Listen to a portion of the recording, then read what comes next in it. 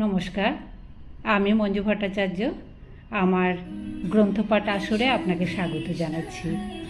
আজ পড়ে শোনাচ্ছি শ্রী শ্রী চৈতন্যদেব গ্রন্থ থেকে নবম অধ্যায়ের পরবর্তী অংশ। মন্দিরের পূজারী সেবকগণের অঙ্গে স্বীয় দেহের কিংবা ছায়ার স্পর্শে ভীত সনাতন সদা সর্বদা অতি সাবধানে চলাফেরা করিতেন। এমনকি ভয়ে মন্দিরের পূর্ববর্তী রাজপথেও চলিতেন না। গ্রীষ্মকালে একদিন এক ভক্তের ঐকান্তিক আগ্রহে চৈতন্যদেব ভক্তগৃহে ভিক্ষা গ্রহণে স্বীকৃত হইয়া পূর্বাহ্নেই সমুদ্র তীরবর্তী তাহার ভবনে পদার্পণ করিলেন। সমুদ্র তটেই বাড়ি। সমুদ্রে স্নানান্তে সেই পরম রমণীয় স্থানে বসিয়া অনন্ত নীলাম্বুর রাশির লহরী লীলা দেখিয়া ও দেহপ্রাণ সুশীতলকারী স্নিগ্ধ সমীরণ সেবন করিয়া তাহার অন্তরে বিশেষ হর্ষের সঞ্চার হইল। মধ্যাহ্নকালে ভাগ্যবান ভক্ত অতি পরিপাটি সহকারে নানাবিধ উপাদেয় ভোজ্য সুসজ্জিত করিয়া অতিশয় ভক্তি ভরে তাহাকে ভিক্ষা গ্রহণের প্রার্থনা জানাইলেন। তখন সনাতনের জন্য তাহার কোমল হৃদয় উদ্গ্রীব হইয়া উঠিল। তাহার ব্যাকুলতা বুঝিয়া গৃহস্বামী তৎক্ষণাৎ সনাতনের জন্য লোক পাঠাইলে এবং অনেক অনুনয় করিয়া চৈতন্যদেবকে ভোজনে বসাইলেন। লোকমুখে প্রভুর বাণী কর্ণে পৌঁছিবা মাত্র সনাতনও ছুটিয়া আসিলেন। পুরীর ভেতর দিয়া মন্দিরের সম্মুখ হইয়া যে ভালো রাস্তা আছে, শ্রী শ্রী জগন্নাথের সেবক স্পর্শ ভয় তিনি সেই রাস্তায় গেলেন না। অপর একটি রাস্তা পুরীর বাহিরের সমুদ্রের কিনারে কিনারে গিয়াছে। উহা সম্পূর্ণ বালুকাময়। গ্রীষ্মকালের দ্বীপ্রহর মধ্যাহ্ন মার্তণ্ডের প্রচণ্ড উত্তাপে সমুদ্র সৈকত জ্বলন্ত পাবক তুল্য। সনাতন প্রভুর আদেশ পাইয়া সেই উত্তপ্ত বালুরাশির ওপর দিয়াই খালি পায়ে অতি দ্রুত হাঁটিয়া চলিলেন, পাছে প্রভু তাহার জন্য অপেক্ষা করেন। প্রভুগত চিত্ত সনাতন উত্তপ্ত বালুকার তাপ কিছুই টের পাইলেন না।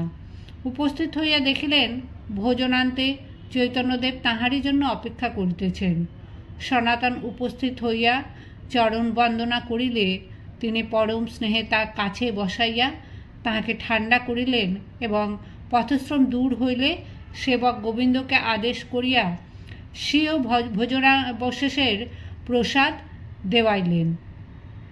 সেই অমৃত পাইয়া সনাতনের আনন্দের সীমা রহিল না।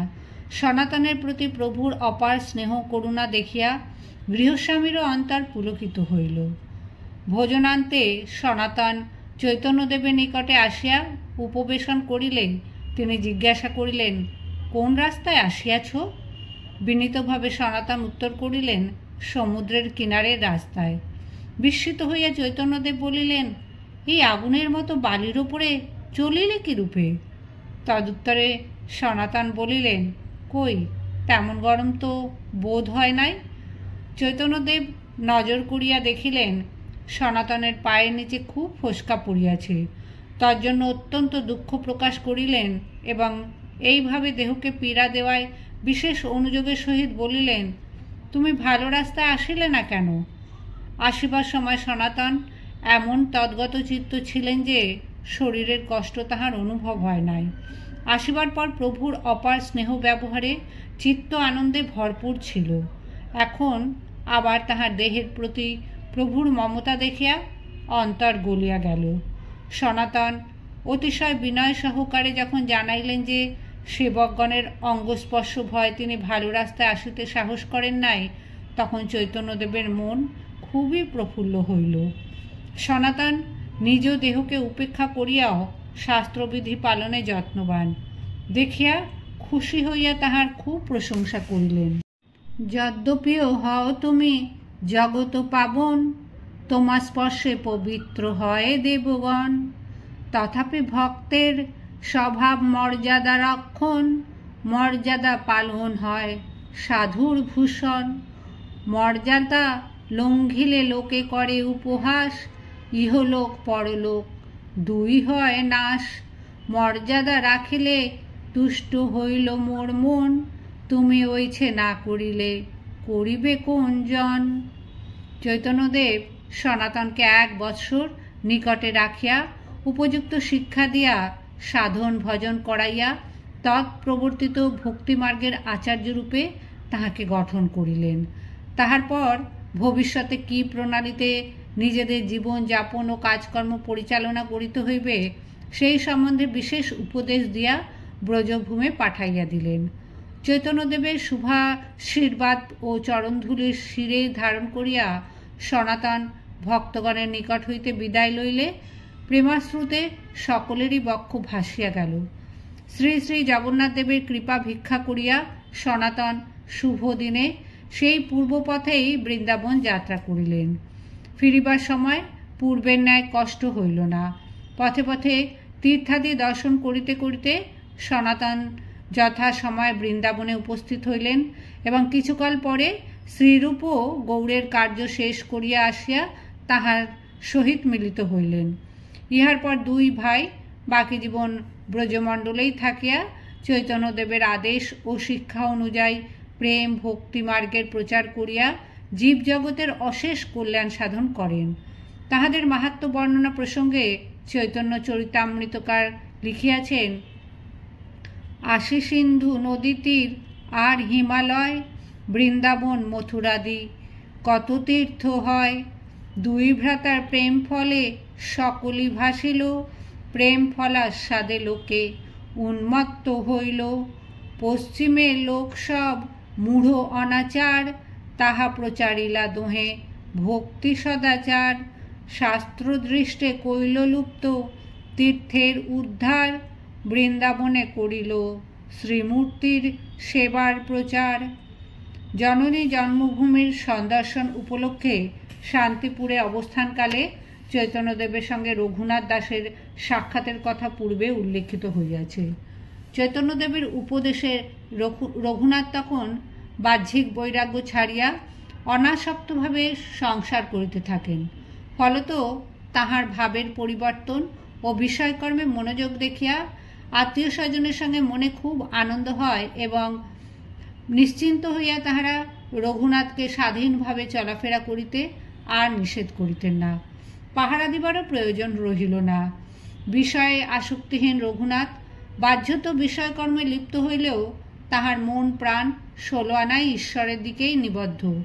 গুরুজন সাধুভক্তের সেবা, গরিব দুঃখের উপকার, নানাবিধ সৎকর্ম ও সাধন ভজনে ভালোভাবে দিন কাটাইলেও তাহার অন্তর সংসার পাশ ছিন্ন করিয়া মুক্ত হইবার জন্য ব্যাকুল ছিল।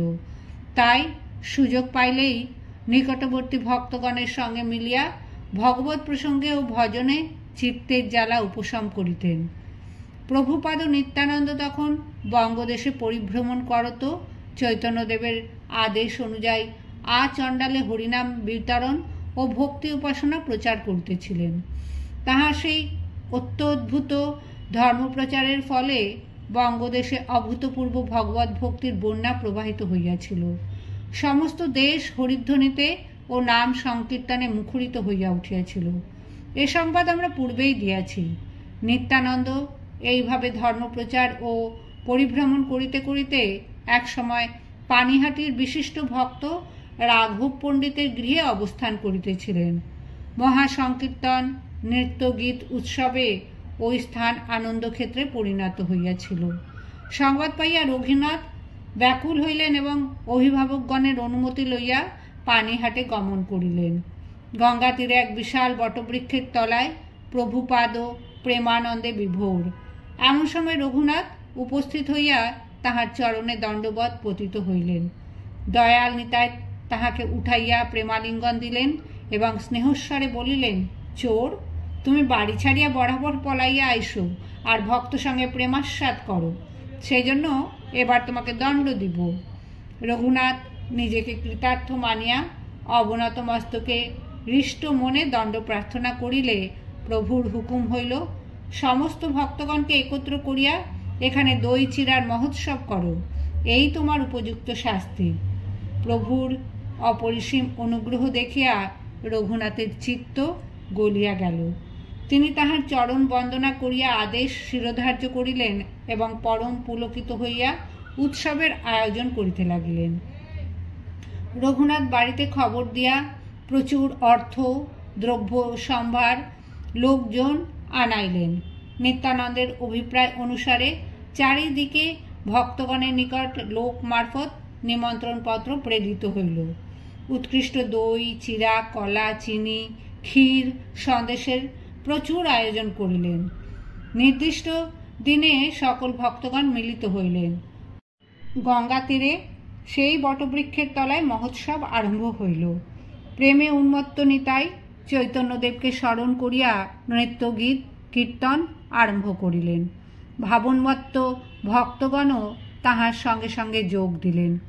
সংকীর্তনের কলরোলে গঙ্গাবক্ষ কম্পিত, গগন বিদীর্ণ হইতে লাগিল। সেই সুরধ্বনিতে আকৃষ্ট হইয়া চারিদিক হইতে বহু লোক ছুটিয়া আসিয়া ভাবে বিভোর হইয়া সেই নাম মহাযজ্ঞে যোগ দিল। প্রেমদাতা নিতাইয়ের উচ্চ নীচ ভেদ নাই, ধনী দরিদ্র বিচার নাই। দীন দুঃখী আতুর কাঙাল সকলকেই প্রেমালিঙ্গনে বদ্ধ করিতেছেন। যেই আসিতেছে তাহার অহেতুক কৃপালাভ করিয়া সেই ধন্য হইতেছে। ভাবুক ভক্তগণ ভাবে প্রেমে বিভোর হইয়া ধুলায় গড়াগড়ি দিতে লাগিলেন। গঙ্গা তীরে এক অপূর্ব দৃশ্য, যেন প্রেমের হাট বসিয়াছে। দই চিড়ার বিরাট ভোগ ভগবানকে নিবেদন করা হইল। নিত্যানন্দ প্রভু ভক্তগণ ও সমবেত জনমণ্ডলীকে রঘুনাথ ভক্তিভরে পরম সমাদরে সেই প্রসাদ গ্রহণ করাইয়া নিজেকে কৃতার্থ মনে করিলেন। কেহই সেই অমৃতলাভে বঞ্চিত হইল না। এমনকি মহোৎসবের মেলাতে বেচিবার জন্য অনেক দোকানি পশারি নানা খাদ্য মিষ্টান্নাদি আনিয়া লইয়া আসিয়াছিল। রঘুনাথ উপযুক্ত মূল্যে তাহাও সব খরিদ করিয়া বিতরণ করিলেন এবং ওই সকল দোকানদারদিগকে পরিতৃপ্ত করিয়া প্রসাদ খাওয়াইলেন। রঘুনাথের ভক্তিভাবে ও মহা মহোৎসবের সাফল্যে ভক্তগণ সহ নিত্যানন্দের আনন্দের সীমা রহিল না। উৎসব শেষে রঘুনাথ সমাগত ভক্ত সাধু ব্রাহ্মণ সজ্জনদিগকে যথোপযুক্ত প্রণামী দিয়া সম্মানিত করিলেন।